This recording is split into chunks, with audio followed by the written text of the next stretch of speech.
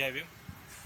भीमा कोरेगाव चौकशी आयोगाला बाळासाहेब आंबेडकर जेव्हा साक्ष देत होते तेव्हा त्यांनी भीमा कोरेगाव चौकशी आयोगाला एक गोष्ट नोंद करून सांगितली होती की उद्धव ठाकरे जेव्हा मुख्यमंत्री पदावर होते तेव्हा शरद पवारांनी एक पत्र लिहिलं होतं.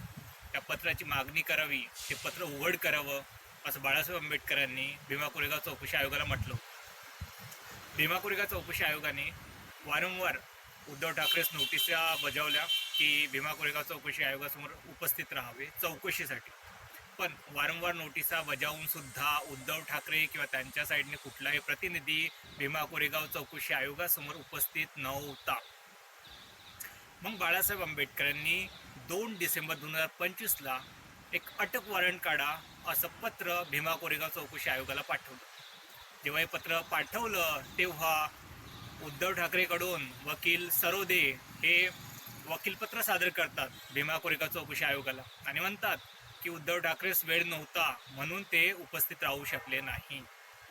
सी अँड देन आता 9 जानेवारी 2026ला लोकशाही नावाचं मराठी यूट्यूब चॅनलवर त्यावर बातमी आहे की उद्धव ठाकरेने भीमा कोरेगाव चौकशी आयोगाला सांगण्यात आलं की मी आता मुख्यमंत्री पदावर नाही, म्हणून जे काही पत्र प्रकाश आंबेडकरांना किंवा भीमा कोरेगाव चौकशी आयोगाला मागणी करायची आहे ती आताच्या मुख्यमंत्र्याकडे करा, कारण ते पत्र कदाचित मुख्यमंत्री कार्यालयात असेल. उत्तर काय त्यांचं कदाचित असेल. अरे एका आईने स्वतःचा मूल गमावलाय त्या धमकीमध्ये, त्या हिंसाचारात स्वतःचा मूल गमावलाय आणि यांना जरा सुद्धा कळवळा आहे का?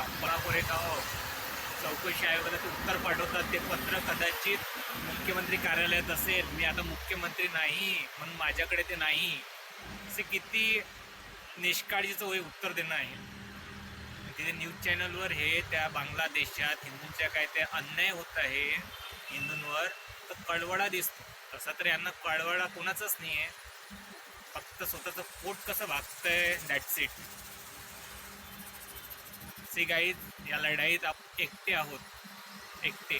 बाळासाहेब आंबेडकर आपल्यासाठी लढत आहे, किमान त्यांच्या मागे उभे तरी राहा. जय भीम.